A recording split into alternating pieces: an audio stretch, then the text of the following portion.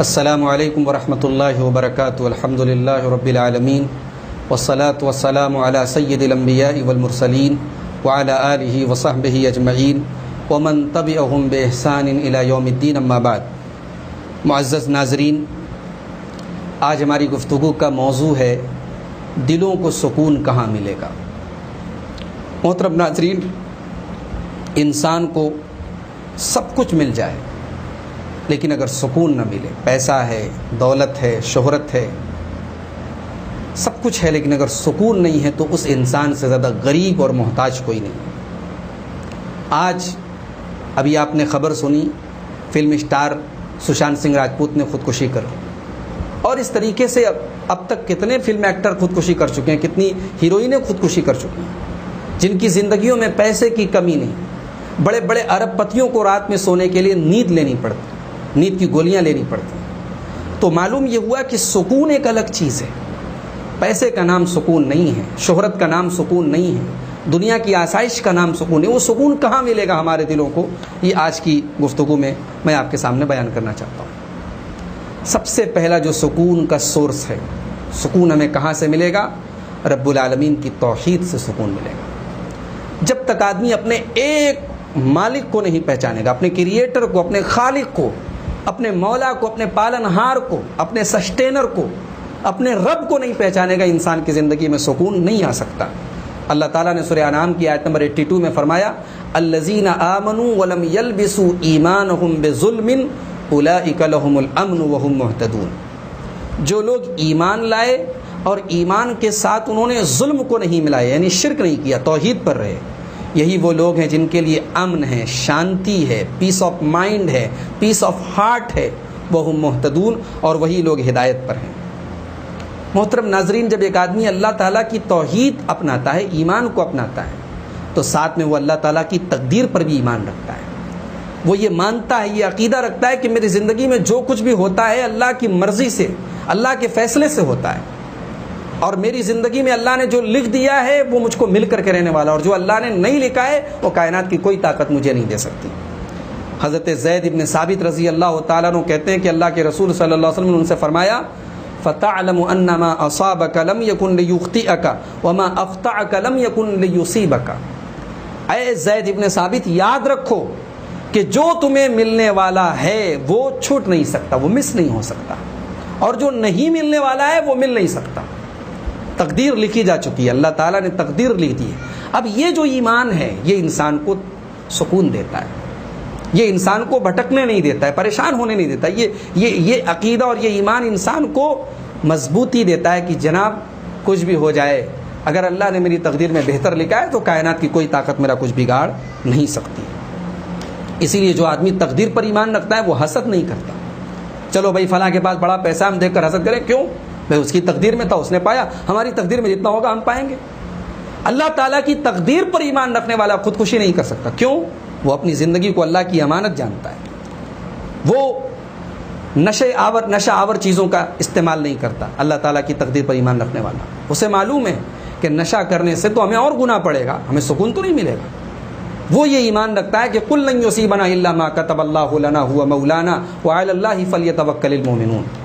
کہ زندگی میں ہمیں کوئی مصیبت نہیں پہنچ سکتی مگر وہی جو اللہ نے ہمارے حق میں لکھ دی ہے. تو یہ پہلی چیز ہے کہ زندگی میں اگر ہم سکون لانا چاہتے ہیں تو اللہ تعالیٰ کی توحید مضبوط کریں، اپنا ایمان مضبوط کریں، اور تقدیر کا جو عقیدہ تقدیر ہے اس کو ہم مضبوط کریں. دوسری چیز جو میرے بھائیوں ہمیں زندگی میں سکون دیتی ہے وہ ہے نیک عمل، عمل صالح اور علم نافع. اگر صحیح علم آدمی حاصل کرے اور پھر اس علم کے مطابق عمل کرے تو اس کی زندگی انشاءاللہ سکون سے گزرے گی. کیونکہ جو صحیح علم حاصل کرے گا، علم نافع، وہ یہ بتائے گا کہ زندگی کیسے اچھی گزرے گی، اور عمل صالح جب وہ کرے گا تو اس کا رشتہ اس کے رب کے ساتھ کنیکٹ ہوتا جائے گا، جڑتا چلا جائے گا. اسی لیے قرآن کریم کہتا ہے کہ جو لوگ اہل علم ہوتے ہیں، جو اللہ تعالیٰ کے بارے میں جانتے ہیں، وہ اللہ سے سب سے زیادہ ڈرتے ہیں اور اللہ سے سب سے زیادہ قریب ہوتے ہیں. اللہ نے فرمایا کہ اللہ تعالیٰ نے فرمایا انما یخشی اللہ من عبادہ العلماء. اللہ کے بندوں میں اللہ سے سب سے زیادہ ڈرنے والے کون ہیں؟ اللہ کو جاننے والے علماء. اسی طریقے سے اللہ نے قرآن میں فرمایا ان رحمت اللہ قریب من المحسنین، اللہ کی رحمت نیک لوگوں سے قریب ہوتی ہے، سورہ اعراف میں اللہ نے فرمایا.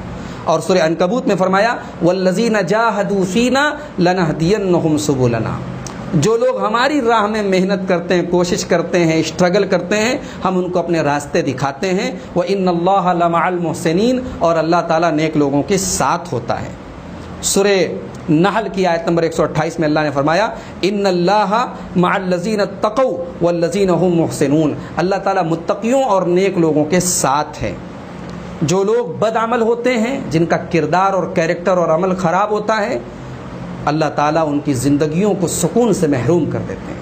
اللہ نے سورہ طٰہٰ کی آیت نمبر 124 میں فرمایا وَمَنْ أَعْرَضَ عَنْ ذِكْرِي فَإِنَّ لَهُ مَعِيشَةً ضَنْكًا، جو ہمارے ذکر سے اعراض کرتا ہے، جو اللہ کی یاد سے دور ہو جاتا ہے، ہٹ جاتا ہے، غافل ہو جاتا ہے، اللہ کہتا ہے کہ ہم اس کی زندگی کو اجیرن بنا دیتے ہیں. سورہ انعام کی آیت نمبر 125 میں اللہ نے فرمایا فَمَنْ يُرِدِ اللَّهُ أَنْ يَهْدِيَهُ يَشْرَحْ صَدْرَهُ لِلْإِسْلَامِ، جس کو اللہ تعالیٰ ہدایت دینا چاہتا ہے اس کے سینے کو اسلام کے لیے کھول دیتا ہے. وَمَنْ يُرِدْ أَنْ يُضِلَّهُ، اور جس کو اللہ تعالیٰ گمراہ کرنے کا ارادہ کرتا ہے يَجْعَلْ صَدْرَهُ ضَيِّقًا حَرَجًا، تو اس کے دل کو، اس کے سینے کو تنگ کر دیتا ہے. كَأَنَّمَا يَصَّعَّدُ فِي السَّمَاءِ، گویا کہ وہ بلندی کی طرف چڑھ رہا ہے. جب بلندی کی طرف آدمی چڑھتا ہے تو دم گھٹنے لگتا ہے، ہانپنے لگتا ہے. تو وہ آدمی جس کے سینے میں اللہ تعالیٰ ہدایت کا نور نہیں داخل کرتا ہے، اس کا سینہ ویسے ہی تنگ ہو جاتا ہے، اس کو تنگی محسوس ہوتی ہے. تو محترم ناظرین، علم نافع اور عمل صالح، یہ دو چیزیں ایسی ہیں جو انسان کو سکون دیتی ہیں. تیسری چیز جو ہمیں سکون پہنچاتی ہے اللہ تعالیٰ کا ذکر. جب آدمی اللہ تعالیٰ کا ذکر کرتا ہے، اللہ کو یاد کرتا ہے، تو اس کے دل کو سکون محسوس ہوتا ہے. اللہ تعالیٰ نے سورہ رعد کی آیت نمبر 28 میں فرمایا کہ الذین آمنوا تطمئن قلوبہم بذکر اللہ، الذین آمنوا وتطمئن قلوبہم بذکر اللہ، جو لوگ ایمان والے ہوتے ہیں ان کے دل اللہ تعالیٰ کے ذکر سے سکون پاتے ہیں. الا بذکر اللہ تطمئن القلوب، سنو اللہ کے ذکر سے ہی دلوں کو سکون ملتا ہے. ایک ڈاکٹر کا واقعہ سعودی عرب کے بڑے بعض اکابر علماء نے نقل کیا ہے کہ وہ ڈاکٹر تھا، وہ سائیکٹرسٹ تھا، نفسیاتی امراض کا علاج کرتا تھا. اس کے پاس ایک آدمی آیا، اس نے کہا کہ ڈاکٹر صاحب میرا دل جو ہے بہت زور زور سے گھبراتا ہے اور میرے دل کی دھڑکنیں تیز ہو جاتی ہیں، اکثر بہت پریشان رہتا ہوں میں. تو ڈاکٹر نے اس سے کہا کہ تم ایک کام کرو، تم ایسے ٹائم آؤ، فلاں ٹائم آؤ. ڈاکٹر نے اس کو اذان کے ٹائم بلایا، اور جب وہ مریض آیا اور اچانک جو اذان کا ٹائم تھا اسی ٹائم اس نے مریض کو بلایا، اور مریض کے کانوں میں اذان کی آوازیں پڑنے لگیں. اللہ اکبر اللہ اکبر، اشہد ان لا الہ الا اللہ، اشہد ان محمد رسول اللہ. جب یہ صدائیں اس مریض کے کانوں میں پڑی تو ڈاکٹر نے چیک اپ کیا تو اس کے جو دل کی جو دھڑکنیں تھیں وہ پرسکون تھی. اور اذان کی آواز جب ختم ہو گئی تو دل کی دھڑکنیں پھر تیز ہو گئی، پھر دل پر گھبراہٹ کا جو ہے عارضہ طاری ہونے لگا. ڈاکٹر نے اس سے کہا کہ یہ جو اذان کی آواز تھی اس سے تمہارے دل کو سکون مل رہا ہے. اور ہمارے نبی صلی اللہ علیہ وسلم نے فرمایا کہ اذان جب دی جاتی ہے، اذان کی آواز سن کے شیطان بھاگتا ہے، اور اذان جیسے ہی ختم ہوئی تمہاری دھڑکن تیز ہو گئی، تمہارے دل کی گھبراہٹ بڑھ گئی. اس کا مطلب یہ ہوا کہ شیطان تمہارے اوپر حاوی ہے. ڈاکٹر نے اس کو نصیحت کی، سمجھایا اور کہا کہ اگر تم اس اذان کی آواز کو اپنے ایمان کا ایک حصہ بنا لو، اللہ تعالیٰ کی توحید کی اس آواز کو اپنی زندگی کا ایک حصہ بنا لو، تو مجھے امید ہے کہ تمہارے دل کو سکون مل جائے گا. اور ڈاکٹر کی ان باتوں سے متاثر ہو کر اس مریض نے اسلام قبول کیا، اور پھر اس کے بعد الحمدللہ اس کی زندگی میں پھر کبھی اس طریقے کا کوئی معاملہ پیش نہیں آیا.